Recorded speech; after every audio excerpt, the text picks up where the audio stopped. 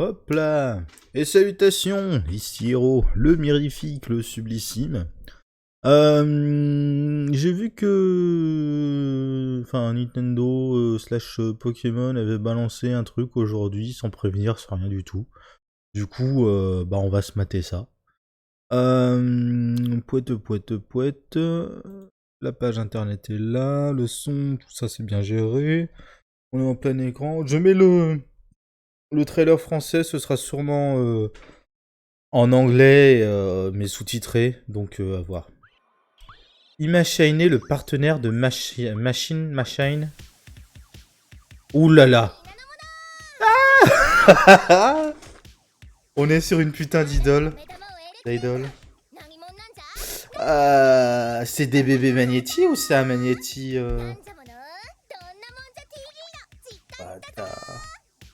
Machine.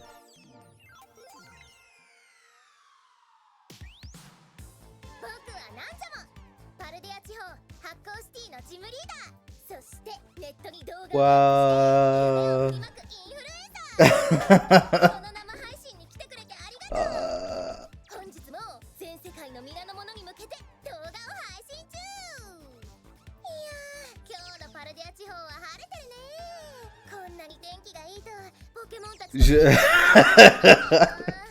Honnêtement, je sais pas quoi dire. Elle est fabuleuse. Elle est vraiment fabuleuse. Aïe aïe aïe.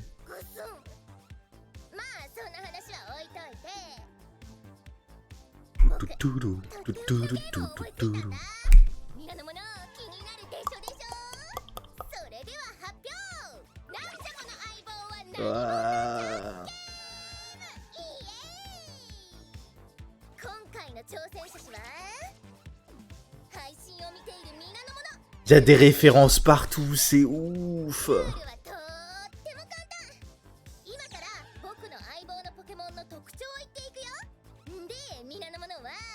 D'accord. Ah. Merde, attends, j'ai pas pensé. Est-ce que t'es...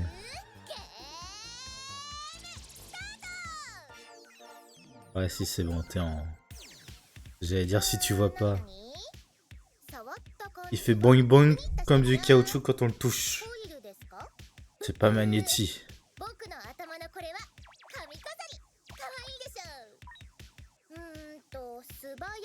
Est-ce qu'il est lent ou rapide? Un peu pâteau mais assez relax.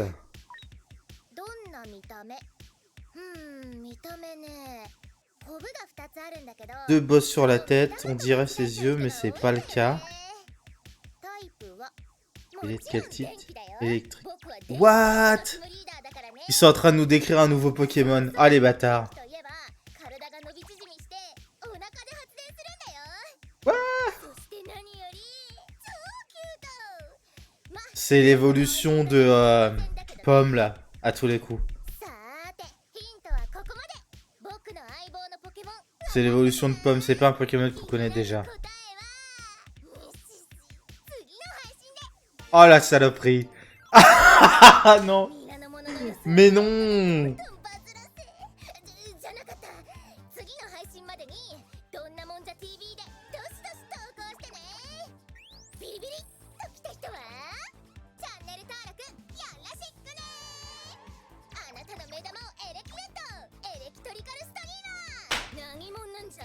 C'est ouf. Ah, c'est ouf. Waouh. Putain, il y a des moments, la Pokémon Company, elle te sort des espèces de trailers qui ont 20 ans de retard. Des trucs vraiment chiants. Il y a des fois, ils te sortent des espèces de pépites. What the fuck? Mais c'est juste excellent en vrai. Oh là là. Poète. C'est enfin le look vraiment, on va couper le son. Le look vraiment e-girl, la meuf elle est en train de faire son streaming avec son plateau machin tout ça. C'est assez fun. Tu regardes le Donc c'est une championne de type électrique si j'ai bien compris. Là, le sandwich, le rotom, le machin. Elle s'appelle Machine. Je suis pas certain. Et qu'elle parle en japonais en fait tout le long, c'est pas possible de deviner. Je suis très curieux sur les espèces de magnétis. Elle dit que c'est des barrettes, mais c'est des barrettes qui réagissent quand même chelou, qui font leur truc eux-mêmes, machin. Ça me paraît chelou, hein.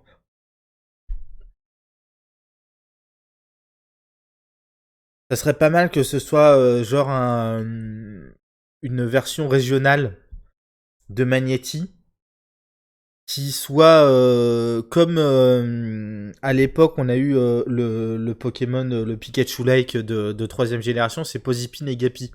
En fait, c'est un Pikachu Lake, mais clairement avec deux versions différentes et qui évoluent pas. Ça pourrait tout à fait coller à ce truc-là si jamais c'est un Pokémon et pas ses barrettes. Mais si c'est ses barrettes, je pige pas le délire, hein. C'est, je suis très fan de sa coiffure, des deux couleurs comme ça, c'est très dans l'air du temps là-dessus. Elle nous annonce que elle s'auto-intitule la reine de de Toilélec, qui a une capacité. Donc ça, c'est intéressant. Ça veut dire que elle est pas seulement de type électrique, c'est qu'elle a un gameplay particulier axé justement sur la paralysie, tout ça, tout ça. Ce côté avec les grandes manches, les machins et tout ça. C'est vraiment dans le côté kawaii et tout, c'est vraiment pas mal pensé. J'ai pas l'impression qu'il se passe grand chose dans le décor autour. Euh, Pote, les machins de machine. Elle a son émission et tout. Non, c'est sympa. Mince, non, non. Championne de l'arène de Leva Lendura. Euh... Où est-ce que ça peut se placer Il y a une carte un peu plus loin. Créatrice de contenu vidéo et influenceuse sur internet. Ok, d'accord. Ça c'est intéressant. Elle est sur son stream.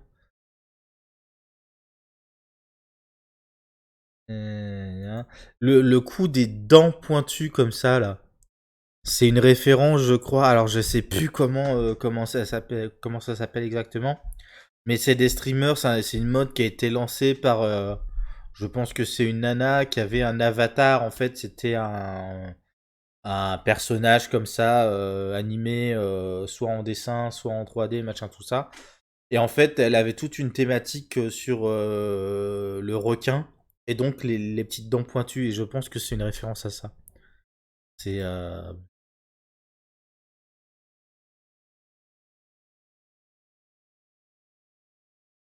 super beau ici à Paldea.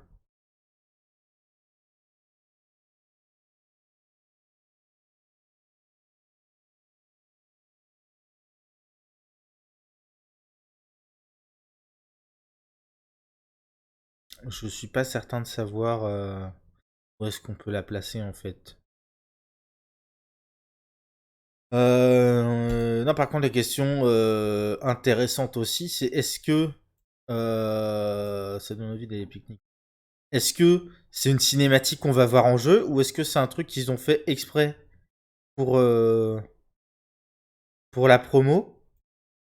Parce que si c'est une cinématique qu'on voit en jeu, ça serait tout à fait probable et ça donne vachement bien en vrai.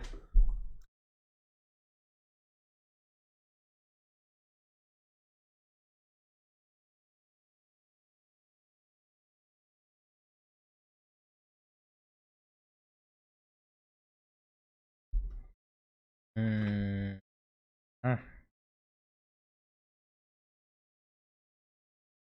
Euh...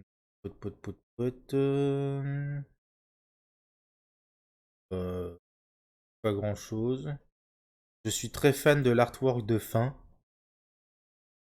Très très fan. Mais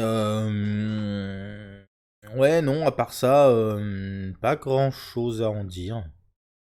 Du coup, bah voilà. Je suis vraiment fan de ce... Quand ils font des trucs innovants comme ça fait vraiment plaisir. Et ouais, comme je dis, la vraie question c'est est-ce que c'est une cinématique en jeu ou est-ce que c'est purement et simplement une manière d'étoffer le lore du jeu, simplement de manière méta en fait, pour la promo. Pourquoi pas? Pourquoi pas, mais je trouve ça dommage dans le sens où que ce soit le chercheur de la dernière fois là qui cherchait des tags ou la machine qui est influenceuse machin tout ça, je trouve ça vachement intéressant et ce serait dommage que ce soit pas étoffé davantage dans le jeu. Je trouve ça assez dommage. Du coup voilà. Parce qu'on en a eu plein, hein, des personnages un peu influenceurs comme ça. Première génération, il y a Ondine. Deuxième génération, il y en a pas. Euh, Troisième génération, je crois pas non plus qu'il y en ait. Quatrième, j'ai pas joué donc je saurais pas dire. Cinquième, on en avait au moins une. Pareil, c'est la meuf de type électrique là, avec son zébibron, enfin son zéblitz surtout, qui a d'ailleurs deux skins différents avec des couleurs de cheveux différentes selon qu'on joue aux versions noir et blanc ou alors noir 2, blanc 2. Il y a ça en sixième génération. J'ai pas joué. Mais j'ai pas souvenir qu'il y a un personnage particulièrement influenceur comme ça, machin machin. Septième génération, non plus. Huitième génération, il y a la championne de type O qui est mannequin. Et donc là, septième génération, championne de type électrique encore. Ça veut dire deux championnes de type électrique, deux championnes de type O. Ouais, pourquoi pas. En septième génération, il n'y avait pas de... Si, il y en a un, mais qui est pas influenceur, mais qui est quelqu'un de vachement influent, vachement axé réseaux sociaux, il a plein de fans, machin, tout ça, c'est un des premiers qu'on voit. C'est le champion de Mêlée Mêlée, si je dis pas de bêtises. Qui est pas vraiment un champion, mais... Et il y a Kylie, si je dis pas de bêtises, qui est dans la ligue Pokémon, qui est golfeuse professionnelle. Championne de type vol et golfeuse professionnelle. Mais à part ça, il y a Alixia qui vend des bijoux. Mais ouais, non. Les autres, ça me dit pas grand chose. Ah bah si, il y a... Mais après, c'est pareil, en huitième génération, ils sont tous plus ou moins... entre le mec qui élève des moutons mais qui a une carrière de rugbyman. La deuxième, elle est mannequin. Troisième, il est champion de type feu. Il fait pas de trucs particuliers, mais il vient d'autre part. Et puis c'est tellement médiatisé à Galar que ils sont tous plus ou moins un peu connus pour les machins. T'as une rockstar, t'as Léon qui est une superstar des combats Pokémon. Ouais, c'est un peu chelou. Mais pourquoi pas? J'aime bien. J'aime bien parce que ça donne, comment dire, ça donne un petit peu de vie à l'univers, tout ça. Le seul problème, c'est que j'ai peur que ce soit comme d'habitude, que les personnages soient comment dire,